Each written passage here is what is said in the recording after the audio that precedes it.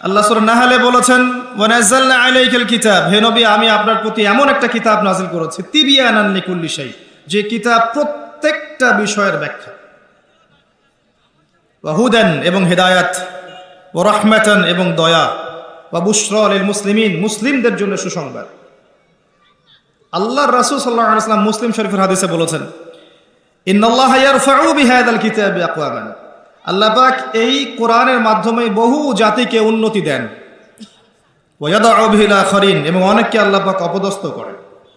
আল কোরআন হুজ্জাতুন লাকা ওয়া আলাইক, এটা তোমার পক্ষে সাক্ষী দেবে অথবা বিপক্ষে সাক্ষী দেবে। সবকিছু কোরআন এবং হাদিসে আছে। এগুলোকে কেন্দ্র করে যদি আমরা ব্যাখ্যা, বিশ্লেষণ, গবেষণা না করি, তাহলে যুগ এবং জিজ্ঞাসার জবাব খুঁজে পাবো না। অবশ্যই গবেষণায় ভুল হতে পারে, ভুল হলে গবেষক শুধরে নেবেন। তার মানে এই নয় যে কোরআনের আয়াতগুলোর পিছনে যে লেখা আছে লাআল্লাহুম ইয়াতাযাক্কারুন, লাআল্লাকুম তা'কিলুন, লাআল্লাহুম ইয়াকিলুন, এই যে কথাগুলো আছে লাআল্লাহুম ইয়াতাফাক্কারুন, এই কথাগুলোকে আমরা অ্যাভয়েড করতে পারি না। তো যে পয়েন্টটা থেকে এখানে আসলাম, যে এই সূরা আপনাকে মাসিহুদ দাজ্জালের ফিতনা থেকে বাঁচাবে, আর দাজ্জালকে ফলো করবে এরাই। এবং তাদের অবস্থা আজকে বিশ্বের দিকে তাকালে দেখবেন তারা বিশ্বকে রুল করছে, নেতৃত্ব দিচ্ছে। মুসলিমদের ইগোতে লাগে যখন এই কথা বলা হয়, মুসলিমদের আত্মসম্মান বোধে লাগে, ইগোতে লাগে, আত্ম অহমিকায় লাগে, না আমাদেরকে ওরা রুল করছে না। আমাদের 57টা বা 60টার বেশি রাষ্ট্র আছে, সামরিক বাহিনী আছে, আমাদের প্রাকৃতিক সম্পদ আছে, আমাদের অনেক কিছু আছে, আমরাই বিশ্বের সেরা। এটা ভুলে যান, একসময় ছিলাম আমরা বিশ্বের সেরা, এখন আমরা বিশ্বের সেরা নই। কোন দিক থেকে সেরা আমরা? ধর্মতাত্ত্বিক দৃষ্টিকোণ থেকে দেখেন, আজকে মুসলিমদের তাওহীদের মধ্যে শিরকের জয় জয়কার, আজকে মুসলিমদের সুন্নাহর মধ্যে বেদাতের জয় জয়কার। অর্থনৈতিক জীবনে গিয়ে দেখেন, মুসলিমদের হালালের মধ্যে হারামের জয় জয়কার। মুসলিমরা সুদ খাচ্ছে অবলীলায়, ঘুষ খাচ্ছে অবলীলায়, দুর্নীতি করছে, সম্পদ আত্মসাৎ করছে অবলীলায়, মিথ্যা বলছি, চুরি করছি, ডাকাতি করছি, ছিনতাই করছি, ধর্ষণ করছি, জিনা করছি, মাদক খাচ্ছি, পর্নাসক্ত হচ্ছি, ক্যাসিনোতে যাচ্ছি, জুয়া খেলছি, দুনিয়ার প্রতি আসক্ত হয়ে গেছি মুসলিমরাই। কোন দিক থেকে আমরা স্বতন্ত্র, স্বাধীন এবং ইজ্জত, শরাফত লাভ করতে পেরেছি এই বিশ্বে? ধর্মতাত্ত্বিক ক্ষেত্রে আরো দেখবেন আমরা ধর্মের নামে হাজারটা দলে বিভক্ত আছি। পলিটিক্যালি আমরা হাজার দলে বিভক্ত, আমরা সোশ্যালি দেখবেন বিভক্ত, আমরা দিন প্রচারের ক্ষেত্রেও বিভক্ত। দেখবেন এক বক্তা আরেক বক্তার নিন্দা না করতে পারলে পেটের ভাত হজম হয় না। দেখবেন একজন আলেম আরেকজন আলেমকে গালি না দিলে তার দিনের দাওয়াত নাকি হচ্ছে না। এবং এটার দলিল হচ্ছে তা'মুরুনা বিল মা'রুফ ওয়া তানহাউনা আনিল মুনকার। মাশাআল্লাহ। তারপরে খেয়াল করে দেখবেন দুই ভাই, আপন মায়ের পেটের দুই ভাই, দুইটা আলাদা আলাদা পলিটিক্যাল দল করে, কিন্তু দুই ভাই হওয়া সত্ত্বেও এক ভাই আরেক ভাইয়ের প্রতি শত্রুতা পোষণ করছে। প্রত্যেকটা সেক্টরে আপনি যান, সামাজিক, পলিটিক্যাল, ইকোনমিক, ধর্মতাত্ত্বিক, প্রতিটা দেখবেন আমরা সেক্টেরিয়ালি ডিভাইডেড। আমরা বিভিন্ন ধর্ম এবং গোত্রে, দলে এবং উপদলে বিভক্ত, এবং এক একটা দলের শাখা দলও আছে, অনেক উপদলও আছে, এবং সবাই দাবি করছি যে আমরাই হকপন্থী এবং আমরাই জান্নাতের ডিলার, তোমার লিজ লাগলে আসো নিয়ে যাও। তো কোনখানে আমাদের শক্তি? আচ্ছা, একটা আয়াত কোরআনে মনে হয় আছে, আপনারা কি পড়েছেন? সূরা আলে ইমরানের 103 নম্বর আয়াতে কোরআনে সম্ভবত আছে আয়াতটা। এটা বেদে নাই, এটা বাইবেলে নাই, এটা তাওরাত, জাবুর, ইনজিলে সম্ভবত ছিল না। ওয়া'তাসিমু বিহাবলিল্লাহি জামিআন ওয়া লা তাফাররাকু, তোমরা মুমিনরা, ইমানদার যারা আছো, তারা আল্লাহর রজ্জুকে শক্ত করে আঁকড়ে ধরো, একত্রিত হয়ে, ঐক্যবদ্ধভাবে। এই আয়াতটা কি বেদে আছে ভাই? বাইবেলে না কোরআনে? আয়াতটা আমরা জানি না মনে হয়, জাদুঘরে আছে আয়াতটা। যখন একটা আয়াত কোরআনে থাকে, দুটো আদেশ, ওয়া'তাসিমু বিহাবলিল্লাহি জামিআন ওয়া লা তাফাররাকু। আল্লাহ রজ্জু মানে কি? কোরআন, সুন্নাহ এবং দ্বীন ইসলাম। এর চেয়ে বেশি ব্যাখ্যার তো প্রয়োজন নাই। এটাকে আল্লাহ বলেছেন ঐক্যবদ্ধভাবে আঁকড়ে ধরতে। এটার কি তাফসীরের প্রয়োজন হয়? ওয়ালা তাফাররাকু, এবং দলে দলে বিভক্ত হয়েও না তোমরা। বিভক্তিটা কি জনগণ করে? আম জনগণ, যারা ফলোয়ার্স, যারা মুকাল্লিদ, তারা কি বিভক্তির স্রষ্টা? আয়াতটা কোরআনে আছে। একটা আয়াত যখন স্পষ্ট কোরআনে থাকবে এবং আমরা চাক্ষুষ দেখেও পাশ কাটিয়ে যাচ্ছি, এটা কি কোরআনের অবমাননা নয়? এটা কি কোরআনকে বাহাত দিয়ে ধরার চাইতেও বড় পাপ নয়? এটা কি কোরআনকে অজু ছাড়া স্পর্শ করার চেয়েও বড় পাপ নয়? একজন অমুসলিম নাস্তিক মুরতাদ মনে করেন কোরআনকে পুড়িয়ে দিয়েছে, নাউযুবিল্লাহ, বা অবমাননা করেছে, তখন আন্দোলন হয় না? গায়ের রক্ত গরম হয় না? এবং দেখা যায় ওই কোরআনের জন্য তখন জীবন দিতে প্রস্তুত থাকে মুসলিমরা, তাই না? এটা কোরআনে আছে। মুসলিমদেরকে এই আয়াতটা আমল করতে বলা হয়েছে। এরপরে যদি আমরা না করি, তাহলে কে বড় পাপী? ওই অবমাননাকারী কাফের মুরতাদ নাকি আমি? ও তো জানেই না কোরআন কি জিনিস। নিঃসন্দেহে ওরটা বড় পাপ, কিন্তু আমার পাপটাকে ছোট করে দেখার সুযোগ নেই। কোরআনে যখন আল্লাহ বলছেন ওয়ালা তাকরাবু জিনা, জিনার ধার কাছেও যেও না, তারপরেও যুব সমাজ আমরা যাচ্ছি, তাহলে এটা কি কোরআনের অবমাননা নয়?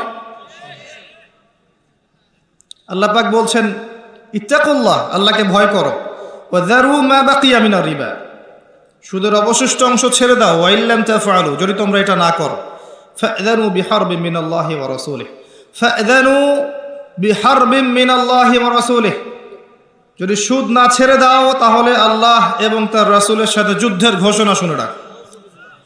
এটা কোরআনে আছে, আমি বানিয়ে বলিনি, এটা ওই কোরআনেই আছে যে কোরআন আপনার বাসায় আছে। জাস্ট সূরা বাকারাটা খোলেন, শেষের দিকে দেখেন, 3য় পারায় আছে। এরপরেও আমাদের পুরো ইকোনমিক সিস্টেম সুদভিত্তিক। এটা কি কোরআনের অবমাননা নয়? নাকি শুধু অজু ছাড়া স্পর্শ করলে অবমাননা হবে? আল কোরআনের আলো ঘরে ঘরে জ্বালতে চাই, তাই না? 80% মুসলিম কোরআন তেলাওয়াত করতে জানে না।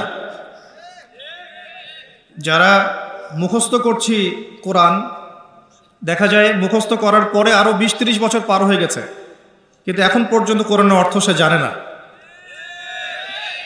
কোরআনের বেশিরভাগ আয়াতগুলোর অর্থ আমরা আমজনতা জানি না। কোরআনের আদেশ পুরো মানতে পারি না, নিষেধগুলোকে বর্জন করতে পারি না। কেউ কেউ আছেন এমন যারা আদেশ কিছুটা মানি ঠিকই, নিষেধকে বর্জন করতে পারি না।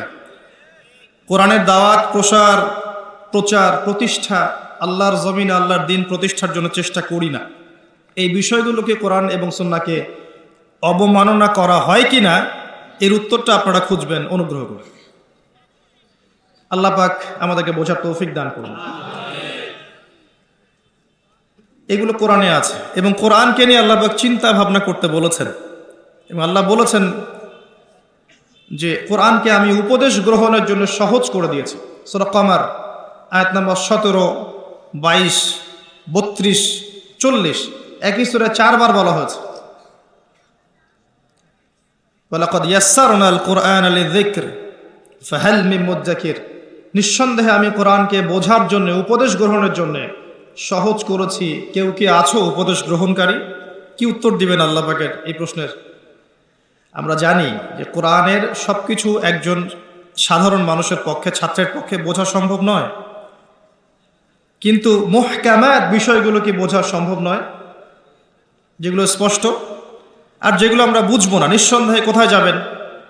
হকপন্থী উলামায়ে কেরামের কাছে যাবেন, প্রশ্ন করবেন, জিজ্ঞাসা করবেন, উত্তর জেনে নেবেন। ফাসআলু আহলা যিকরি ইন কুনতুম লা তা'লামুন। এটাও কোরআনের উপরে আমল করা হলো। কোরআন দিয়ে যদি আপনি এখন বিশ্বটাকে দেখেন তাহলে ওই উত্তরটা পাবেন যে মাসিহুদ দাজ্জালের অনুসারীরা আজকে বিশ্বের শক্তিশালী আমরা নই। এবং সবচেয়ে মজার আরেকটা বিষয় আছে যে কিয়ামতের পূর্বে আসা সবচেয়ে বড় ফিতনাটাকে নিয়ে আমাদের খুব বেশি বইপত্র লেখা হয়নি, এবং ইনস্টিটিউশনগুলোতে হোক সেটা সেকুলার কনসেপ্টে বা ইসলামিক কনসেপ্টে মাসিহুদ দাজ্জালকে কেন্দ্র করে আলাদা কোনো সাবজেক্ট নাই, অথচ সে এই পৃথিবীর সবচেয়ে বড় ফিতনা।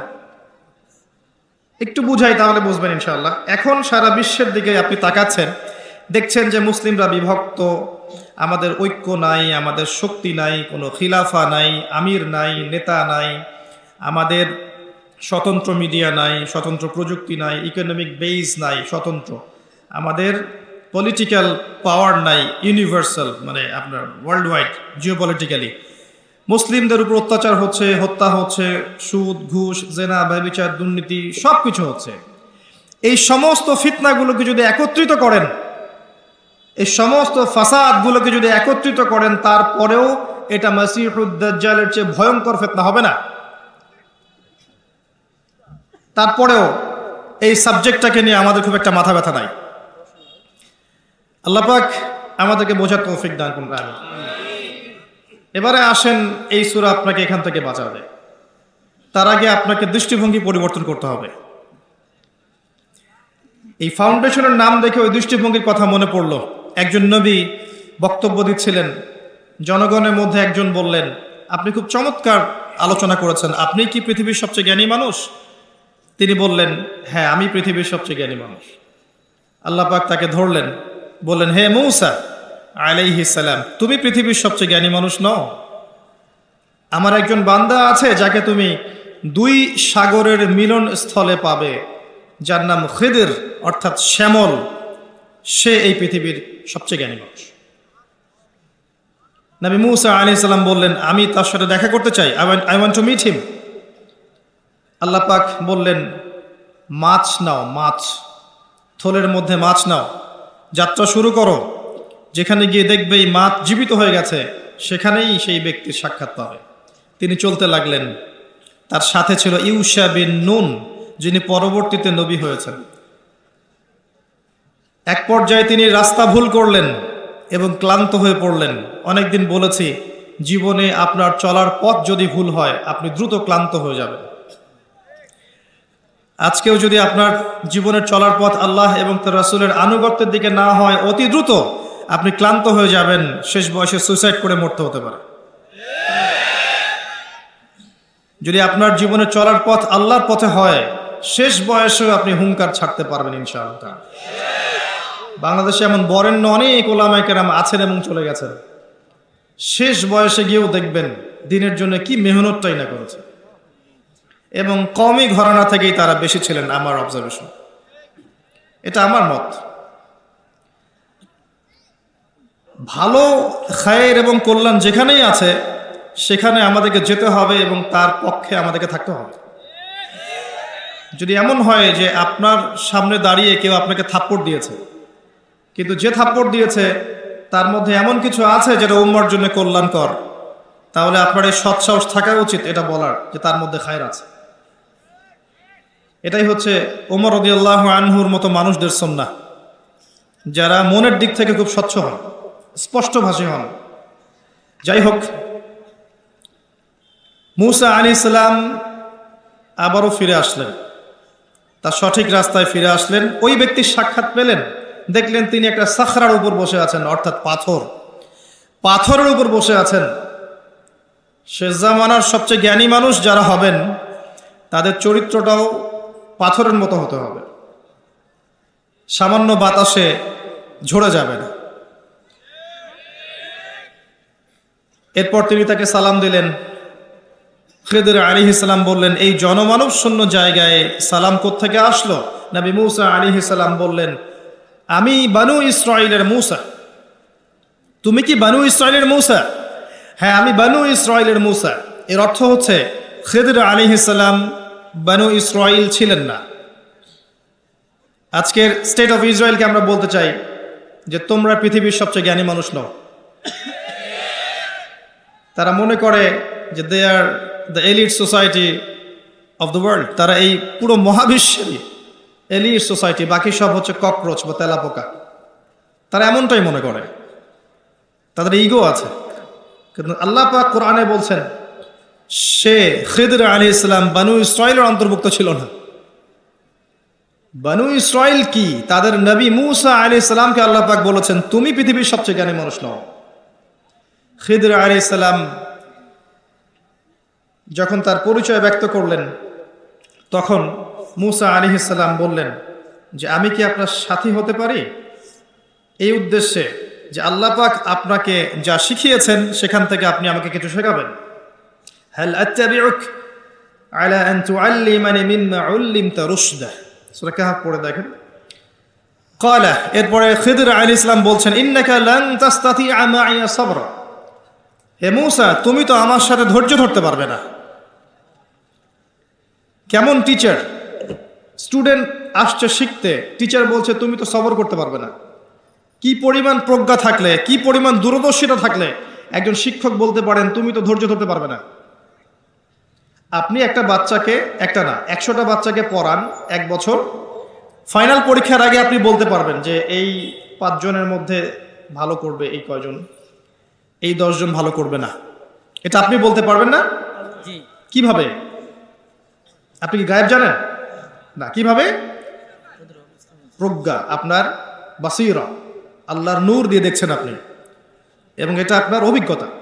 ওই যে মালায়েকা কি বলেছিল, আতাজআলু ফিহা মান ইউফসিদু ফিহা ওয়া ইয়াসফিকু দিমা, আল্লাহ আপনি এমন কাউকে সৃষ্টি করতে যাচ্ছেন পৃথিবীতে যে পৃথিবী থেকে 2টা কাজ করবে, অনলি 2টা, রক্তপাত ঘটাবে, ফাসাদ সৃষ্টি করবে। তাকায় দেখেন বিশ্বের দিকে, মানুষ প্রত্যেকটা সেকশনে ফাসাদ সৃষ্টি করেছে এবং একে অপরের রক্তপাত ঘটিয়েছে, টিল নাও ঘটিয়ে যাচ্ছে, আগামীতেও ঘটাবে ইনশাআল্লাহ।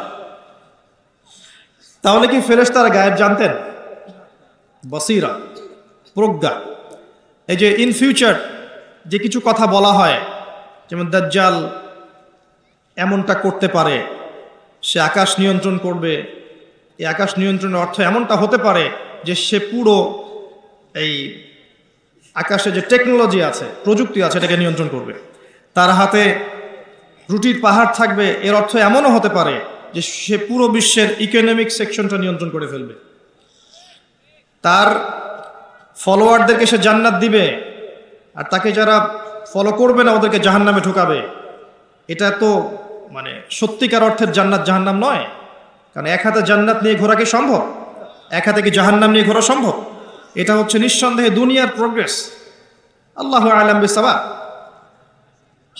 এবং সে এমন গাধার পিঠে উঠে সফর করবে যে গাধার লম্বা কান থাকবে, যার নিচে হাজার হাজার শত শত মানুষ আশ্রয় নিতে পারবে। হতে পারে এটা এয়ারক্রাফট, অত্যাধুনিক প্রযুক্তি। এই যে বিষয়গুলো, এগুলো কি গায়েব জানার পর মানুষ বলছে? এটা ইলম বা প্রজ্ঞা বা বাসিরা অথবা আল্লাহর নূর। 10 বছর আগ থেকে বলা হয়েছে, আমি নিজে উচ্চারণ করেছি মিনিমাম 5 বছর আগে, যে ওয়ার্ল্ড এমন একটা সময়ের দিকে যাবে ইনশাআল্লাহ যখন পেপার মানি বলে কিছু থাকবে না, সব কিছু হবে ক্যাশলেস সোসাইটি। ক্যাশলেস সোসাইটি, কাগজের টাকাহীন একটা সভ্যতা, একটা সমাজ। আপনি ডিজিট পার করবেন, জাস্ট ডিজিট থ্রো করবেন, সংখ্যা থ্রো করবেন, এবং এমন একটা মুদ্রা তারা আপনাকে ধরিয়ে দিবে যেটা আপনি হাত দিয়ে ছুঁইতে পারবেন না, পকেটেও রাখতে পারবেন না। এই যে বিষয়গুলো, এগুলো কি ভবিষ্যৎবাণী না বর্তমান? বর্তমান সম্পর্কে যারা ওয়াকেফহাল নয়, বর্তমান সম্পর্কে যারা ঘুমন্ত, তাদের কাছে কথাগুলো ভবিষ্যৎবাণী মনে হতে পারে, কিন্তু বিষয়গুলো ভবিষ্যৎবাণী নয়। আস্তে আস্তে ওয়ার্ল্ড সেদিকে চলে আসছে। খিদির আলাইহিস সালাম বলছেন ইন্নাকা লান তাসতাতিআ মাইয়া সাবরা, তুমি আমার সাথে ধৈর্য ধরতে পারবে না। এটা কি ভবিষ্যৎবাণী? তার বাসীরা। গল্পের শেষে গিয়ে দেখেন মূসা আলাইহিস সালাম এক্স্যাক্টলি তাই করেছেন, তিনি ধৈর্য ধরতে পারেননি। প্রথমবার এই নৌকাটা কেন ফুটা করলেন, দ্বিতীয়বার এই বাচ্চাকে কেন হত্যা করলেন, তৃতীয়বার এই দেয়ালটা কেন নির্মাণ করলেন বিনা পারিশ্রমিকেই? আমার কথা ধরতে পারছেন? সূরা কাহফ পড়েছেন তো একবার? আলহামদুলিল্লাহ। তো মূসা আলাইহিস সালাম প্রশ্ন করেই যাচ্ছেন, খিদর আলাইহিস সালাম 3 নাম্বার প্রশ্নের পরে বললেন, হাদা ফিরাকু বাইনি ওয়া বাইনিক, তোমার আর আমার এখানেই পার্থক্য, এখানেই বিচ্ছেদ, তোমার সাথে পথ চলা আমার আর হলো না। আল্লাহ নবী সাল্লাল্লাহু আলাইহি ওয়াসাল্লাম বলেছিলেন, যদি সেদিন মূসা আলাইহিস সালাম এত বেশি প্রশ্ন না করতেন তাহলে হয়তো আরো অনেক জ্ঞান জানা যেত। সুবহানাল্লাহ। এরপর তিনি উত্তর দিলেন, আমি এমনি এমনি নৌকা ফুটা করি নাই। নৌকা যদি ফুটা না করতাম তাহলে এই ত্রুটি মুক্ত নৌকাটাকে জলদস্যুরা নিয়ে চলে যেত।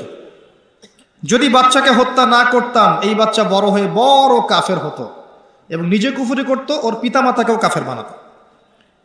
আমাদের এখনকার এই যে এথিস্ট প্রজন্মের মতো, এখনকার নাস্তিক জেনারেশনের মতো, নিজেও কাফের হচ্ছে আর জনগণকেও কাফের বানাচ্ছে। এদেরকে যদি খিদর আলাইহিস সালাম পেতেন বাল্য বয়সে হত্যা করতেন। সিম্পল। কারণ তিনি হত্যা করেছেন এমন একজন বালককে যে বড় হয়ে কাফের হতো, আল্লাহ তাকে জানিয়েছিলেন, এবং নিজে তো হতোই, অন্য মানুষদেরকেও করত, পিতা মাতাকেও করত। আর দেয়ালটা নির্মাণ করেছে এই কারণে, ওই দেয়ালের নিচে 2 জন ইয়েতিম বাচ্চার সম্পত্তি আছে যাদের পিতামাতা সলেহ ছিল, সৎ ছিল। পিতামাতা সৎ হলে সন্তানদের ভবিষ্যতের দায়িত্ব আল্লাহ নিজে নিয়ে নেন। এই পিতামাতা কিন্তু বেঁচে নাই, সন্তান ছোট, পিতামাতা সৎ ছিলেন, আল্লাহ খিদর আলাইহিস সালামকে পাঠিয়ে তাদের নিরাপত্তার ব্যবস্থা করলেন। খেয়াল করেছেন? আপনি আমি যদি সৎ হই, আপনার আমার সন্তানকে নিয়ে এত টেনশন করার কিছু নাই। তাদের ভবিষ্যতের দায়িত্ব কে নেবেন? আল্লাহ নিয়ে নেবেন ইনশাআল্লাহ। ওই যে জাফর ইবনে আবি তালিব রাদিয়াল্লাহু আনহু মোতার যুদ্ধে শহীদ হয়েছিলেন, তখন তার বাচ্চারা ছোট ছোট ছিলেন। নবী সাল্লাল্লাহু আলাইহি ওয়াসাল্লাম জড়িয়ে ধরে, এই বাচ্চাদেরকে জড়িয়ে ধরে কেঁদেছেন অঝোর নয়নে। তিনি একজন মানুষ ছিলেন, আর এটা আল্লাহর রহমত যে তিনি কেঁদেছেন কষ্টে। তাকে আল্লাহ দেখিয়েছেন এই যে মোতার যুদ্ধ, যেখানে মাত্র 3000 মুসলিম সৈন্য আর 2 লক্ষ রোমান সৈন্য, যুদ্ধ কি সম্ভব? এরপরেও মাত্র 12 জন সাহাবী শাহাদাত বরণ করেছেন এই যুদ্ধে। 3000-এর মধ্যে মাত্র 12 জন, তার মধ্যে 3 জন সেনাপতি, একজন যায়েদ ইবনে হারেসা, নাম মুখস্থ রাখবেন। 2 নম্বর আব্দুল্লাহ ইবনে রাওয়াহা রাদিয়াল্লাহু আনহু, 3 নম্বর জাফর ইবনে আবি তালিব রাদিয়াল্লাহু আনহুম আজমাইন। একজন শহীদ হচ্ছেন, আল্লাহ রাসূলকে দেখানো হচ্ছে, তিনি বলছেন এই মাত্র যায়েদ শহীদ হলো, এই মাত্র আব্দুল্লাহ বিন রাওয়াহা শহীদ হলো, এই মাত্র জাফর শহীদ হলো। এখন পর্যন্ত নবী সাল্লাল্লাহু আলাইহি ওয়াসাল্লামকে যদি আমরা সালাম জানাই, দরুদ পড়ি, আল্লাহর ফেরেশতারা এই দরুদগুলো কালেক্ট করে নবী পর্যন্ত পৌঁছে দেন। তো জাফর রাদিয়াল্লাহু আনহুর শাহাদাতের সময় নবী সাল্লাল্লাহু আলাইহি ওয়াসাল্লাম খুব কষ্ট পেয়েছেন, মনক্ষুণ্ণ হয়েছেন। কিছুক্ষণ পরে আবার মুচকি হেসেছেন। তখন সাহাবীরা জিজ্ঞাসা করেছেন যে আপনি হাসছেন কেন ইয়া রাসূলুল্লাহ সাল্লাল্লাহু আলাইহি ওয়াসাল্লাম? নবীজি বলছেন সাল্লাল্লাহু আলাইহি ওয়াসাল্লাম, আমি এইমাত্র দেখলাম জাফর আমাকে সালাম দিয়ে গেছে, এইমাত্র দেখলাম যে তাকে তার 2 কাটা হাতের বিনিময়ে আল্লাহ পাক 2টা জান্নাতের পাখা দিয়েছেন, এবং এটা দিয়ে সে জান্নাতে ঘুরে বেড়াচ্ছে এবং ফল খাচ্ছে। তার বাচ্চাদেরকে নবী সাল্লাল্লাহু আলাইহি ওয়াসাল্লাম আদর করেছেন, কেঁদেছেন। ওই বাচ্চা বড় হয়ে পরবর্তীতে তার বাবা যে পথের পথিক ছিল, তারাও সেই পথের পথিক হয়েছেন। তাদের বাচ্চার ভবিষ্যৎ নিয়ে টেনশন করতে হয়েছে? হয়নি। পিতামাতা সৎ হলে বাচ্চা কাচ্চার ভবিষ্যতে টেনশন করতে হয় না। একটা কথা বলতে চাই, এই 3 জন সাহাবী শাহাদাত বরণ করার পরে আল্লাহ রাব্বুল আলামিনের একজন তরোয়াল সাইফ, তিনি পতাকা হাতে নিয়েছেন এবং তার হাতে আল্লাহ পাক এই যুদ্ধে মুসলিমদের বিজয় দান করেছে। তার নাম কে বলতে পারবেন? শুকরান। খালিদ বিন ওয়ালিদ রাদিয়াল্লাহু আনহু জীবনের একটা বড় পর্যায় পর্যন্ত ইসলামের বিপক্ষে ছিলেন, এমনকি উহুদের যুদ্ধে মুসলিমদের বিপক্ষে ছিলেন। তার একার শৌর্যবীর্যে উহুদের দিন মুসলিমদের মধ্যে অনেক সাহাবী শহীদ হয়ে গেছেন এবং প্রায় 70 জন, এবং মুসলিমদেরকে একটা বিপর্যয়ের সম্মুখীন হতে হয়েছে একজনের কীর্তির কারণে, খালিদ বিন ওয়ালিদ রাদিয়াল্লাহু আনহু। শোনেন, উমর রাদিয়াল্লাহু আনহু অস্ত্র হাতে বের হয়েছেন নবী সাল্লাল্লাহু আলাইহি ওয়াসাল্লামকে হত্যা করার জন্য।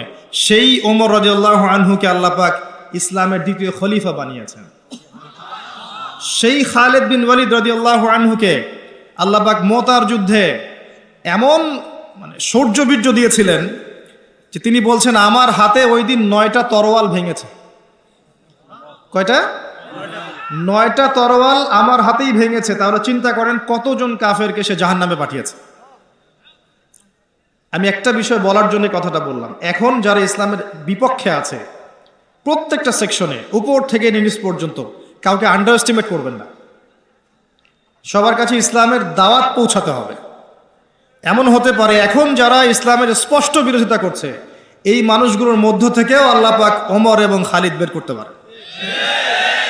ইসলাম সাম্প্রদায়িকভাবে দাওয়াত দিবেন, আমভাবে সবার কাছে ইসলামের দাওয়াত পৌঁছে দেওয়ার চেষ্টা করতে হবে। আল্লাহ পাক তৌফিক দান করুন।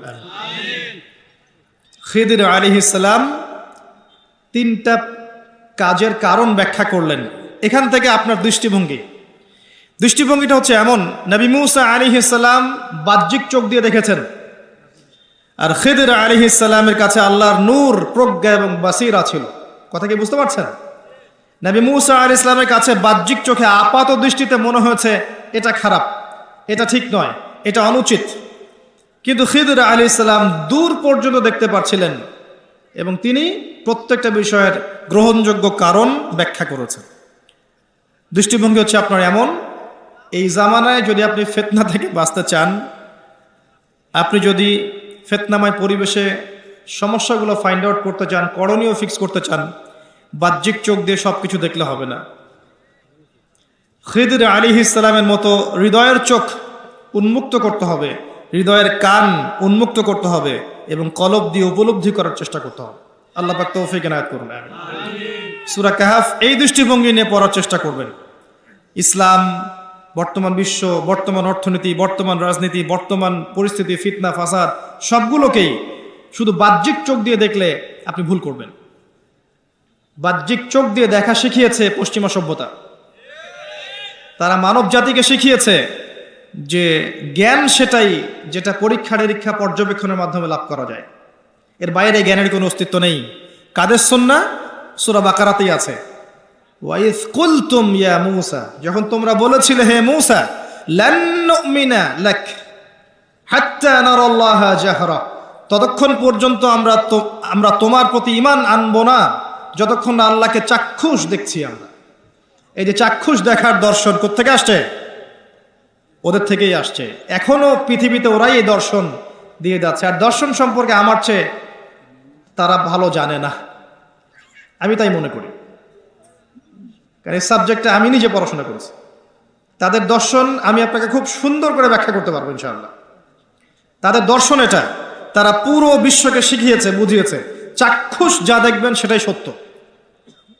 যেমন আপনি চাক্ষুষ দেখছেন যে মানুষ মঙ্গল গ্রহে যাচ্ছে, পানির সন্ধান করছে, অতএব আপনি বিশ্বাস করে নেন যে পৃথিবী টিকুক আর না টিকুক আমরা ভবিষ্যতে মঙ্গল যাচ্ছি ইনশাআল্লাহ। এবং বিভিন্ন গ্রহে তারা প্রাণের সন্ধান করছে এবং আমাদেরকে বোঝাচ্ছে এলিয়েন আছে বিভিন্ন গ্রহে। এলিয়েনে তারা বিশ্বাস করবে, কিন্তু মালায়েকা আল্লাহর ফেরেশতায় তারা বিশ্বাস করবে না। কারণ কি? আল্লাহর ফেরেশতা চোখে দেখা যায় না, আর কিছু কিছু প্রাণীকে ওরা এলিয়েনের শেপ দিয়েছে, এটা চোখে দেখা যায় শুনলাম, জানি না ঘটনা সত্য না মিথ্যা। আর আমি মনে করে নেই যে তারা যতগুলো কথা বলে তার 90% কথাই মিথ্যা বলে। ঠিক ওই রকম যে আয়াতুল কুরসি পড়ে ঘুমাতে হয়, আয়াতুল কুরসি পড়ে ঘুমাতে হয়, তাহলে একজন মালাক এসে আপনাকে পাহারা দিবেন, হেফাজত করবেন। এই হাদিসটা কে বর্ণনা করেছে বলেন? ইবলিস। হ্যাঁ, নবী করিম সাল্লাল্লাহু আলাইহি ওয়াসাল্লাম বলেছেন সে যা বলে সে সব কথা মিথ্যাই বলে, কিন্তু এই কথাটা সে সত্য বলেছে। তো তাদের ব্যাপারে আমার দৃষ্টিভঙ্গি এরকমই। তো চাক্ষুষ যা দেখবে তাই বিশ্বাস করবে। এই কারণে সারা বিশ্বে এমন একটা দর্শন সৃষ্টি করেছে যে মুসলিমদের মধ্যে এখন ব্রেইন ওয়াশিং ফিলোসফি চলছে। মুসলিমরাও চাক্ষুষ না দেখলে কিছু বিশ্বাস করতে চায় না। স্পেশালি এই জেনারেশনকে, এই ইয়াং জেনারেশন যারা আছে, এদেরকে বোঝানো একটা বিষয় খুব কঠিন, কারণ তারা চাক্ষুষ দেখতে চায়, প্রমাণ চায়, এভিডেন্স চায়। যেমন শিখিয়ে দিয়েছে এই মহাবিশ্ব সৃষ্টি হয়েছে বিগ ব্যাং থেকে, তাই না? মহাবিস্ফোরণ থেকে। এর বাইরে তারা কিছু বিশ্বাস করবে না। কিন্তু আমরা যখন কোরআন থেকে দলিল দিচ্ছি, আল্লাহ পাক সূরা আম্বিয়া এর 30 নম্বর আয়াতে বলেছেন যে আওয়ালাম ইয়ারাল্লাযীনা কাফারু আন্না সামাওয়াতি ওয়াল আরদা কানাতা রাতকান ফাফাতাকনাহুমা। কাফেররা কি লক্ষ্য করে দেখে না যে আসমান সমূহ এবং জমিন একটা বিন্দুর মধ্যে ছিল, একসাথে ছিল, একত্রিত ছিল। ফাফাতাকনাহুমা, এরপর আমরা এটাকে পৃথক করে দিয়েছি। আমি আল্লাহ এটাকে পৃথক করে দিয়েছি। এই যে বিগ ব্যাং এর দলিল সূরা আম্বিয়া পাওয়া গেল। এভাবে দিলে ইয়াং জেনারেশন বিশ্বাস করছে। যদি নাসা বলে যে পৃথিবী থেকে লক্ষ কোটি আলোকবর্ষ দূরে একটা গ্রহের সন্ধান পাওয়া গেছে, হীরা দিয়ে তৈরি, জহরত দিয়ে তৈরি, সোনা দিয়ে তৈরি, রূপা দিয়ে তৈরি, ওখানে হুর পড়ি আছে, ইত্যাদি ইত্যাদি, আগামী দিন এই বিশ্ব ঢালাওভাবে প্রচার করবে হ্যাঁ এটা ঘটনা সত্য। আল্লাহ পাক শুধু কোরআনেই নয়, তাওরাত, জাবুর, ইনজিলেও বলেছিলেন যে জান্নাত একটা জিনিস আছে, মুত্তাকিদের জন্য আল্লাহ পাক প্রস্তুত করেছেন। এই সভ্যতা এটা বিশ্বাস করবে না, কারণ সে চাক্ষুষ দেখেনি এখন পর্যন্ত। এই যে দর্শন লান নুমিনা লাকা হাত্তা নারাল্লাহা জাহরা, এটা নতুন দর্শন নয়, এটা প্রাচীন দর্শন। এরা নতুনত্ব দিয়েছে, কিন্তু এখানে মনে রাখবেন আপনার ঈমানের প্রতিটা পিলার অদৃশ্যে বিশ্বাস। কিসে বিশ্বাস? আল্লাহ যদি চোখের সামনে থাকতেন, ফেরাউনও তাকে সেজদা করত। তাহলে এই আয়াত কোথায় যেত? লিনাবলুয়াকুম আইয়ুকুম আহসানু আমালা। আল্লাহ পাক পৃথিবীতে পাঠিয়েছেন পরীক্ষা করার জন্য যে আমাদের মধ্যে আমলে কে উত্তম। আল্লাহ যদি চোখের সামনে থাকতেন, ফেরেশতারা আমাদের চোখের সামনে থাকতো, মানুষ আজরাইলকে দেখতে পায়, মালাকুল মউতকে দেখতে পায়, তাহলে কি পাপ করে? পরীক্ষা হয়। সিম্পল। এটা বোঝার জন্য পিএইচডি করার দরকার আছে? এখন এগুলো বোঝায়। ইমানের 6 পিলার প্রতিটাই গায়েব। আল্লাহকে দেখতে পাই না, বিশ্বাস করতে হবে।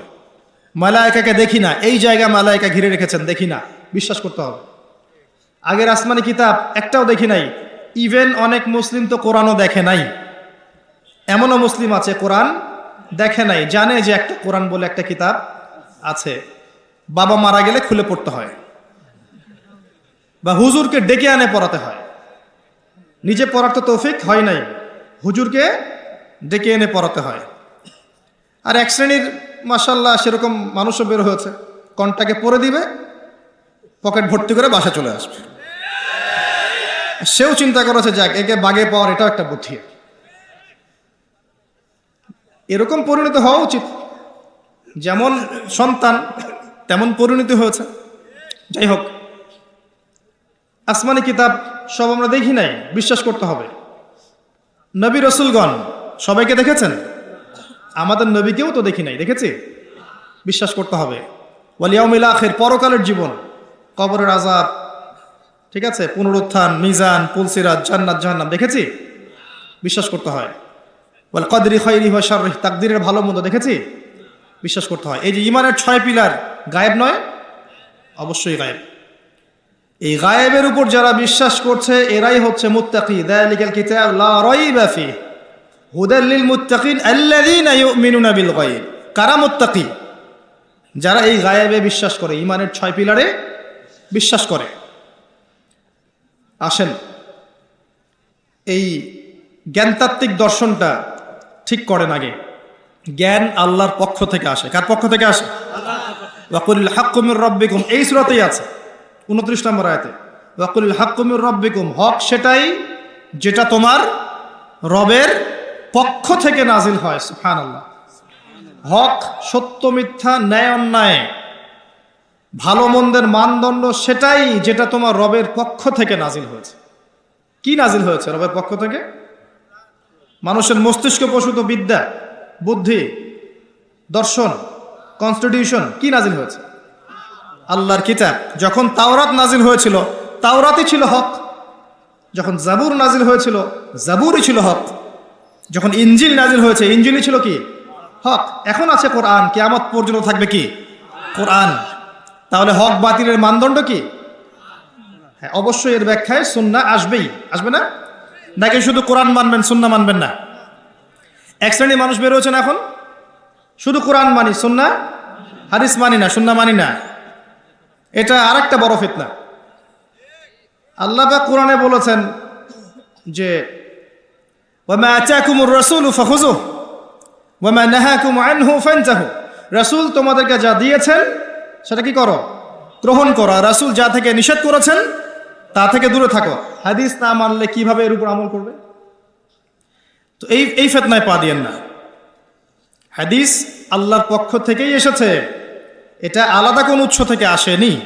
ওয়ামা ইয়ানতিকু আনিল হাওয়া ইন হুয়া ইল্লা ওয়াহয়ু ইউহা। রাসূল সাল্লাল্লাহু আলাইহি ওয়াসাল্লাম নিজের মন গড়া কোনো কথা বলেন না, তিনি ওইটাই বলেন যে আল্লাহর পক্ষ থেকে ওয়াহি করা হয়। সো কোরআন এবং সুন্নাহ ছাড়া হকের অন্য কোনো মানদণ্ড আছে? নাই। এবার আসেন, এই কোরআন এবং সুন্নাহ যদি ইলমের মানদণ্ড হয়, জ্ঞানের উৎস হয়, তাহলে আমাদের এর উপর কিছু করণীয় আছে না? আমাদের করণীয় হচ্ছে প্রথমত আল কোরআনকে পড়তে শেখা। কি করণীয়? প্রথম, তারপরে নিয়মিত তেলাওয়াত করতে শেখা বা চর্চা করা।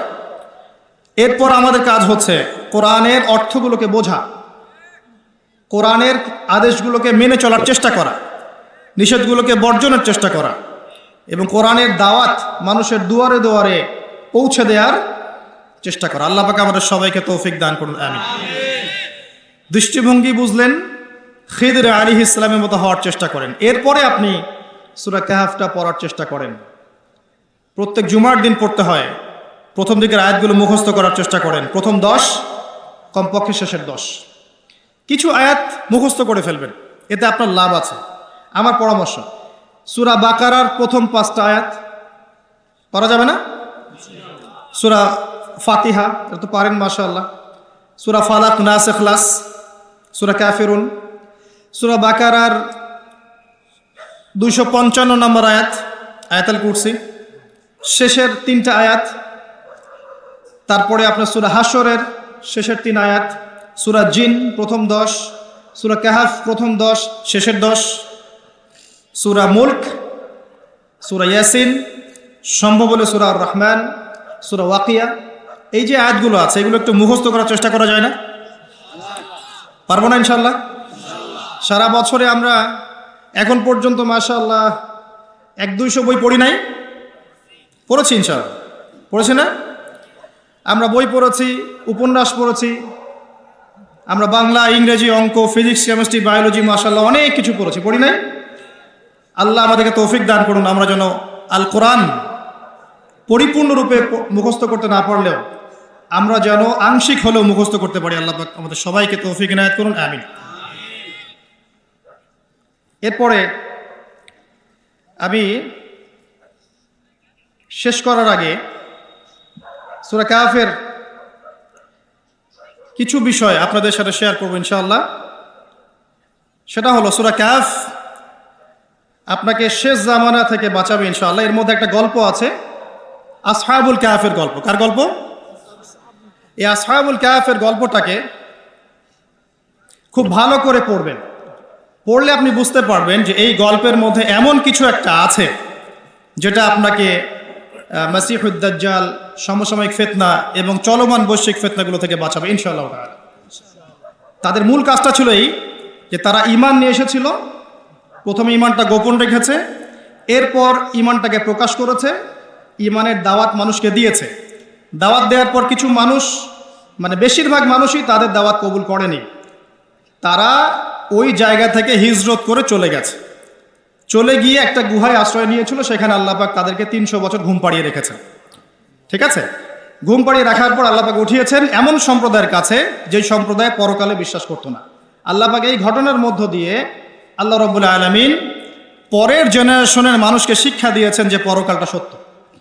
আসহাবুল কাহফ এমন একটা যুগের মধ্যে ছিলেন যেই যুগটা কিন্তু বর্তমান আধুনিক দাজ্জালের সভ্যতার মতোই ছিল। সেখানেও এরকম শিরিক ছিল, সুদ ছিল, জিনা ছিল, আপনার কুফরি ছিল, হারাম সব কিছু ছিল।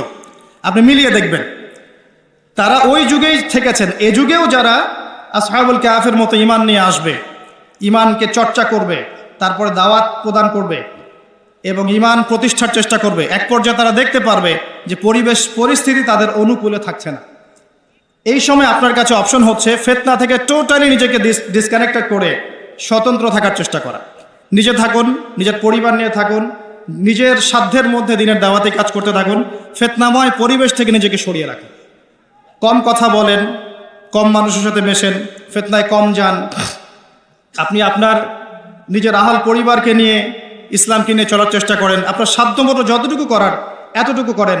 আর যদি এক সময় দেখেন ফিতনায় মোটেই টিকতে পারছেন না, আসহাবুল কাহফ যেমন করে ডিসকানেক্টেড হয়ে গেছে, এভাবে ফিতনাময় পরিবেশ থেকে নিজেকে আড়াল করে নেন। এই একটা মাত্র অপশন আছে যদি আপনি এই ফিতনাময় জর্জরিত পরিবেশ থেকে নিজেকে সেভ করতে চান। প্রথমেই ওই লেভেলে যাওয়ার প্রয়োজন নেই, প্রথমে আগে তাদের মতো ইমান নিয়ে আসেন, এরপরে ইমানের চর্চা করেন, ইমান প্রচার করেন, দিনের প্রচার প্রসার প্রতিষ্ঠার চেষ্টা করেন, সমস্যা আসলে ফেস করতে থাকেন। একটা পর্যায়ে গিয়ে যদি দেখেন যে আপনি কোনোভাবেই ফিতনাময় পরিবেশে টিকতে পারছেন না, তখন সেখান থেকে আপনি সরে যান। সরে গিয়ে নিজের পরিবার এবং আপনার মতো করে যারা চিন্তা করে তাদের সাথে মিলেমিশে থেকে দিন নিয়ে টিকে থাকেন, তারপরেও ফিতনাময় পরিবেশে চলে যায় না। এছাড়া আপনার কাছে বৈশ্বিক ফিতনাময় পরিবেশ থেকে বাঁচার কোনো অপশন আছে বলে আমার জানা নেই।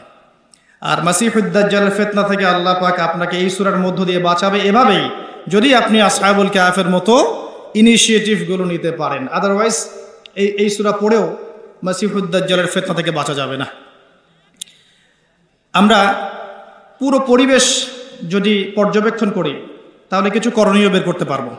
এই করণীয়গুলো এক কথায় বলে আমি আমার আলোচনা গুটাচ্ছি, কারণ অনেক বেশি কথা বললে মনে রাখতে পারবেন না।